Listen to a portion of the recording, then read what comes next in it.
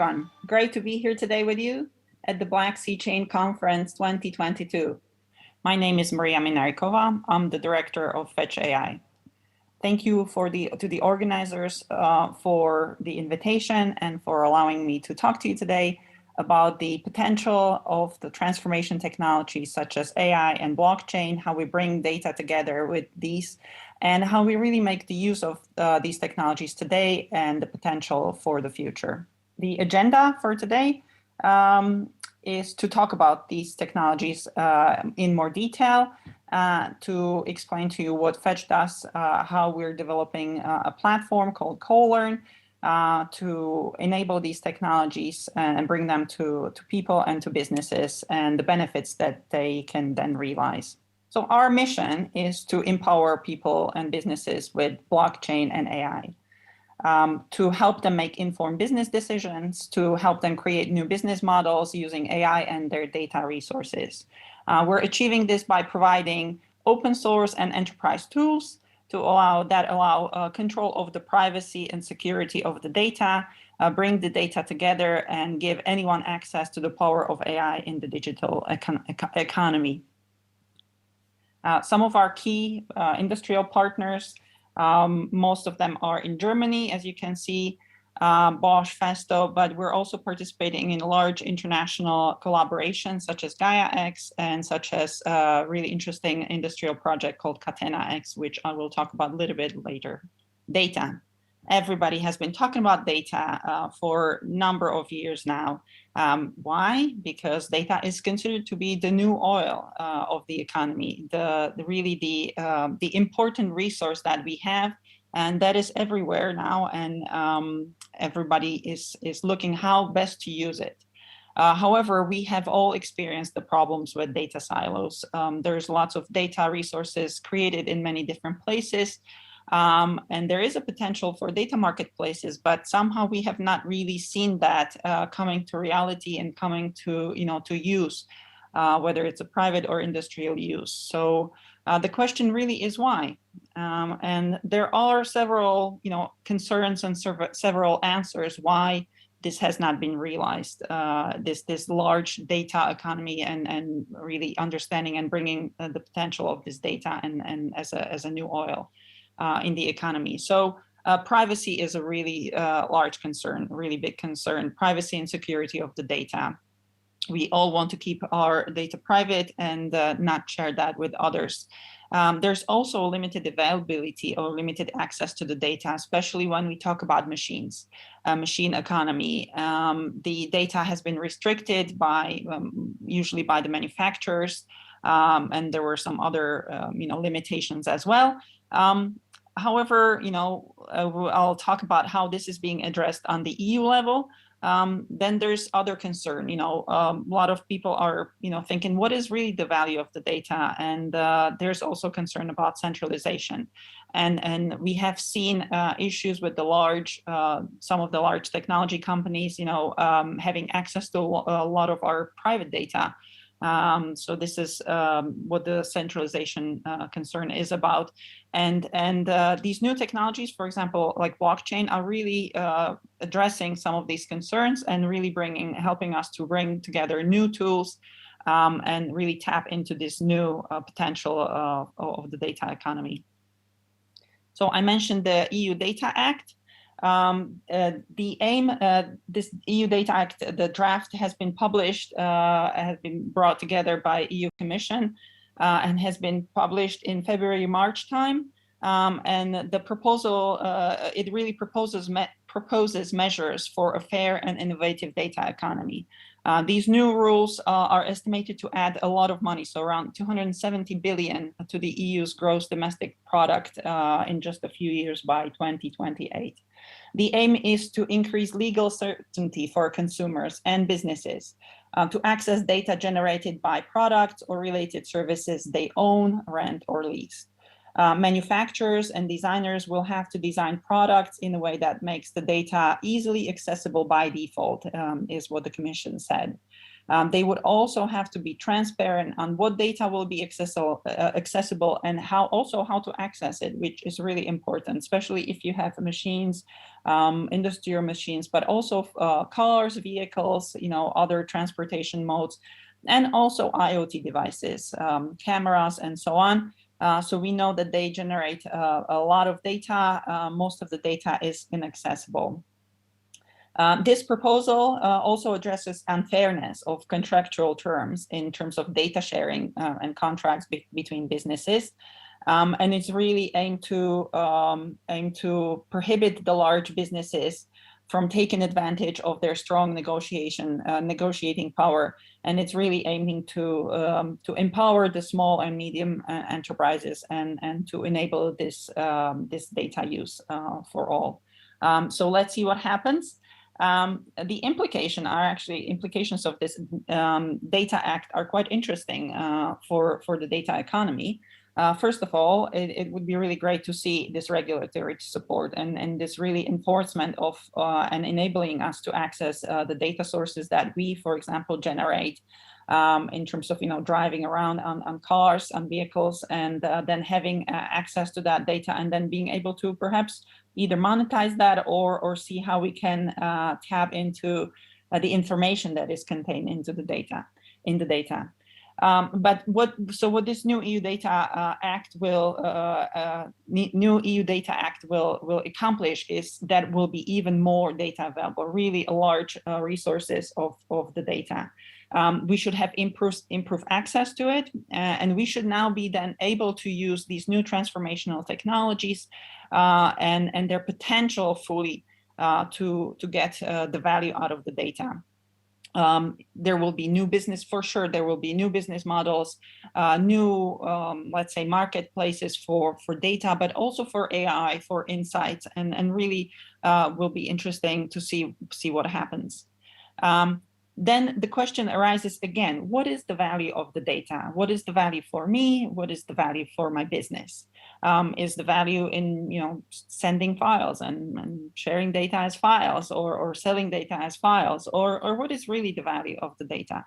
And when you talk about the businesses or when you talk about the real value of the data, especially with the businesses, you will understand that the data itself, that's not what really is valuable. What is valuable is when we connect the data, when we look at the information, when we connect the dots together and build the knowledge and really get the insights into our businesses, which will then provide us with the wisdom and will shape the path which the businesses need to take. And so that is really the real value of the data. So bringing it together, then putting AI, machine learning algorithms to help us understand the insights into this in this value, to bring business insights and really help to shape the road for the businesses going forward. AI transformation is the next step in digital transformation after company adapts digital processes. The goal of the data-driven decision-making to support and improve operations and quality assurance, also to improve intelligence of the digital processes. For example, in manufacturing, predictive maintenance can improve efficiency and reduce the cost of machine failures. In Europe, Europe is leading the way with more than half of its manufacturers implementing at least one AI use case in manufacturing operations. And within Europe, Germany leads the way with 69% of manufacturers already implementing AI. Then following is Japan and US. Some of the use cases that are really being looked at are intelligent or predictive maintenance. Product quality control is also in the top, and demand planning is an interesting one. So as I mentioned, Europeans are leading the way, and especially then in Germany, we have also an really interesting project called Catena-X. Fetch is part of the project and part of the consortium. So there is currently a development environment of almost 30 companies bringing together these new technologies, bringing them together with the use cases, and really establishing open data ecosystem. Catena-X is aimed to be the first integrated collaborative open data ecosystem for the automotive industry of the future. So it is a German project, but we're really now establishing, so we have established the association, which has already over 100 members worldwide. And the aim is to bring this whole ecosystem together to enable data sharing, to improve processes, to also enable tracking of CO2 emissions, for example, and exchanging this important information in a way that will really realize benefits that we have not been able to do that so far. The project is funded by the German Federal Ministry for Economic Affairs and Energy. And there is more information on the website about this project. So stay tuned. There will be more coming hopefully in the future about it that we can publicly share as well. Again, this project and others, we're all addressing the same issues of privacy, security, and really trying to bring the value to the businesses and realize that. And blockchain is one of the key enablers and really one of the key technologies that is enabling this new transformation. It's doing that through the use of smart contracts, for example, coordination and automation that the smart contracts enable is one of the key benefits. But also track and trace access to the data is super important. When we talk about AI training, then the transparency of records of the training process and improvement is crucial as well. And to add to that, always we have to think about, these new technologies will be interesting to use when they bring economic benefits, and blockchain really helps to incentivize that as well, and helps to enable that. There is a flexibility and also automation that we are able to realize using blockchain. And to really bring these economic incentives, and then this will bring in new players and new, say, data resources, new companies who will want to, participate in these new ecosystems that are built around these new technologies. So this is what we have been looking at and what we have been working at Fetch, how to bring all these technologies and how to develop tools to enable them and to realize the benefits for individuals, for companies. And what we have established, or what we have set up, is a decentralized, trustless, federated learning platform called CoLearn. It's a shorter for collective learning. So what is CoLearn?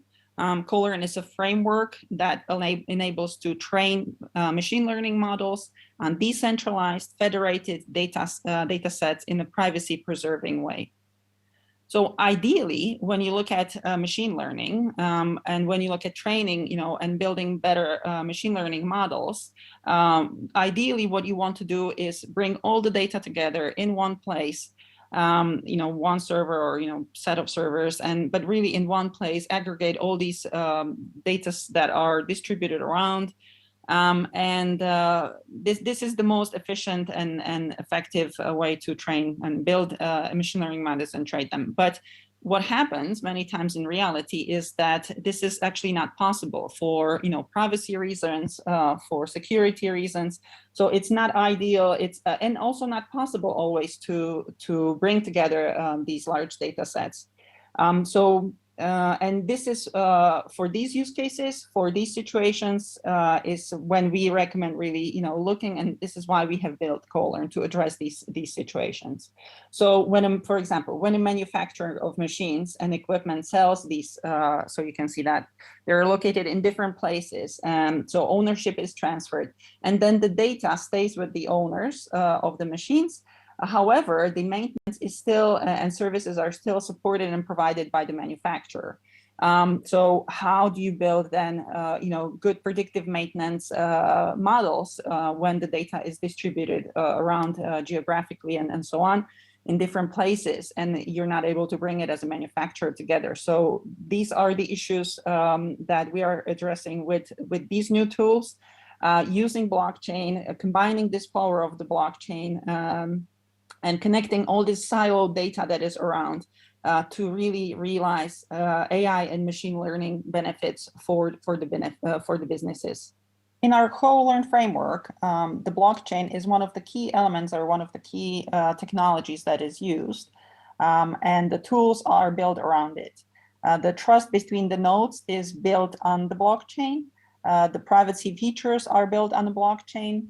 The blockchain is also used to decentralize the training of the machine learning algorithms. So the smart contract coordinates these actions and moves the learning from the various nodes and so on. And the benefits of these collective machine learning models are also shared across the multiple owners. And again, that is coordinated by the blockchain. Track and trace access to the data and the permanent records of data access is again kept on the blockchain. However, it's really important to note that the data stays private with the owner and does not really move. But the access to this data is monitored or is tracked and can really be used as an auditing tool. Transparent record of AI training process and improvements is also kept on the blockchain. So these are really useful auditing tools that can enable information and really diving into to see like how the training was done, who participated, who accessed, and all these records are kept on the blockchain. And as I mentioned before, economic benefits are really important when building these new tools and bringing these new technologies together. And again, using the blockchain system and mechanisms, flexibility and automation is already built into co-learn.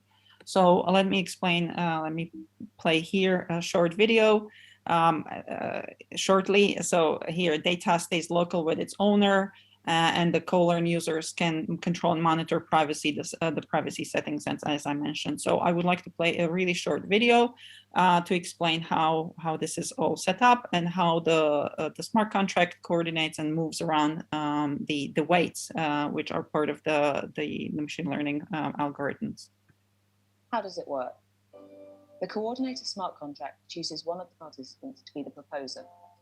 The proposer trains the model on their dataset. The proposer then proposes new weights for the model and transmits them to the other participants.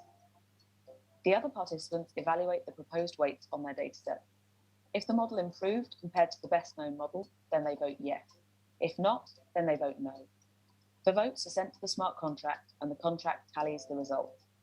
If enough participants voted yes, then the weights become the new best model. Otherwise, the weights are rejected. The round is then finished and a new one can begin.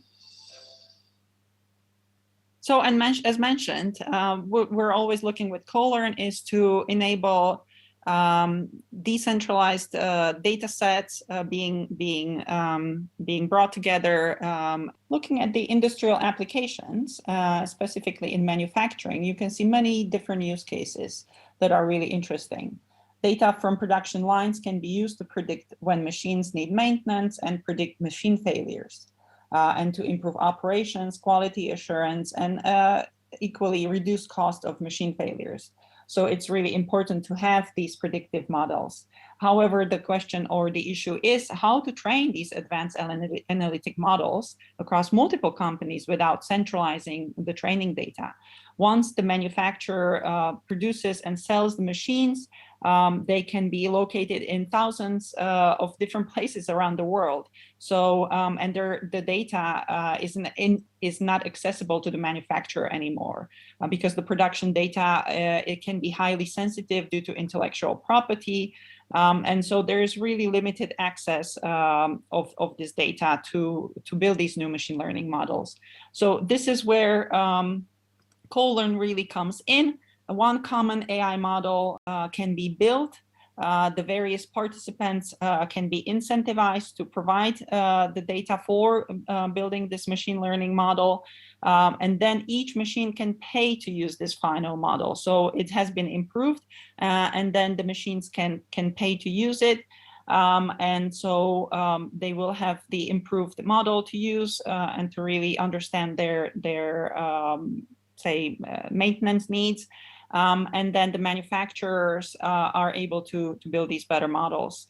And if the machine, with the provision of the data, if the machine really improves this model, it can, for example, earn credit. So these are the economical benefits for participating in this larger collective learning or building these models together. And then all the transactions can be saved or are saved in a blockchain. This can be set up also as a private blockchain, so it's really flexible. And then what's important is really to have KPIs, key performance indicators for businesses, and really evaluate the AI model performance. And so all these benefits can be realized with CoLearn and with the tools that we have been building in this application. So looking at the data providers, what are the benefits? For them, it's really to enable this privacy sharing data without actually sharing the data across the borders. For them, the benefit is monetization, so they can be rewarded with credits or direct, economic incentives to participate in this larger collective learning collaboration and building these models. For the builders, for the manufacturers, for the builders of these AI models, they are able to have larger data sets. That is really crucial for them to really develop better AI models, is to have more and more data to improve this machine learning performance. And for businesses, really, this is what we should really focus on. The end game is to improve operations, either reduce costs or increase revenues. Reduce production line failures in the case of manufacturing, of predictive maintenance, for example, but also there's demand and capacity planning. So you can look at in electric vehicles, improve battery management for electric vehicles and so on. There are other use cases besides manufacturing. Again, we're looking at specific use cases where the data cannot be shared across. However, building, combining different data sets and building better AI models would improve, for example, in medical data, reduce cost of treatment, avoiding preventable diseases. So healthcare providers can collaborate together and build these models better. In banking, you can look at having banks, and because sharing of financial information or financial data is also restricted in the subsidiaries, for example, of banks. So here again, CoLearn is applicable. And banks can have then, improve, for example, customer spending patterns and implement risk measures based on these improvements in the machine learning models and AI predictions. So these are all really interesting use cases. I hope you enjoyed the presentation. Thanks again for the invitation to be here with you today. Please contact me if you would like to discuss this in more detail. Here are my LinkedIn details, and thank you so much, and enjoy the rest of the conference. Thank you.